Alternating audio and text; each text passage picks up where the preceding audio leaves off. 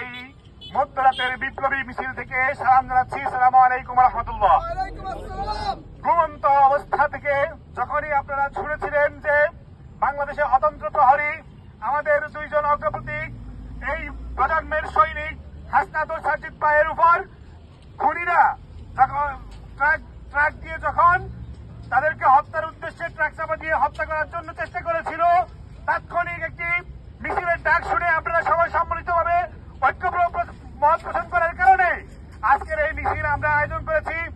এই বিক্ষোভ মিছিল থেকে স্পষ্ট ভাষায় বলতে চাই, এই যে বাংলাদেশকে মেধাশূন্য এবং নেতৃত্ব শূন্য করার জন্য পার্শ্ববর্তী দেশ ভারত কর্তৃক 1971 সাল থেকে 2024 পর্যন্ত যে অপচেষ্টা এবং নেতৃত্ব শূন্য করার যেই নীল নকশা তারা অঙ্কন করেছিল, প্রতিবারের মতো এই 2024-এর অগ্রণী সৈনিক হাসনাত ও সাজিদ ভাইয়ের উপরে তারা প্রতিবারের নাই এইবারও ট্রাক চাপা দিয়ে তারা নেতৃত্ব শূন্য করার জন্য তারা হন্য হয়ে খুঁজতেছে।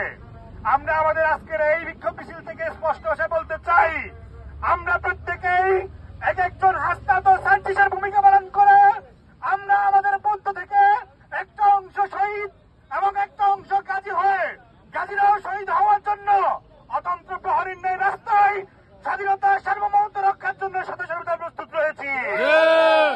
এই অতন্ত্র প্রহরীর 2024-এর গণ অভ্যুত্থানের সৈনিকেরা আজকের এই তাৎক্ষণিক মিছিলের মাধ্যমে প্রমাণ করতেছে যে আগামীর বাংলাদেশ, তরুণ প্রজন্মের বাংলাদেশ, আগামীর বাংলাদেশ মুক্তিকামী ছাত্র জনতার বাংলাদেশ, কোন অপচেষ্টাকারী এবং কুচক্রকারী যদি বাংলাদেশের স্বাধীনতা সার্বভৌমত্বের জন্য নেতৃত্ব শূন্য করতে যদি তারা অপচেষ্টা চালায়, প্রত্যেককে আমরা 48 ঘন্টার আলটিমেটাম দিচ্ছি। এই 48 ঘন্টার মধ্যে যদি সমস্ত অপকৌশলকারীকে যদি গ্রেপ্তার করা না হয়, তাহলে আমরা আরো কঠোর কর্মসূচিতে বাধ্য হব। সকলকে আজকের এই বিক্ষোভ মিছিলে অংশগ্রহণ করার জন্য সাংবাদিক সহ প্রত্যেক মুক্তিকারী ছাত্র জনতাকে বিপ্লবী সালাম জানাচ্ছি। আসসালামু আলাইকুম ওয়া রাহমাতুল্লাহ।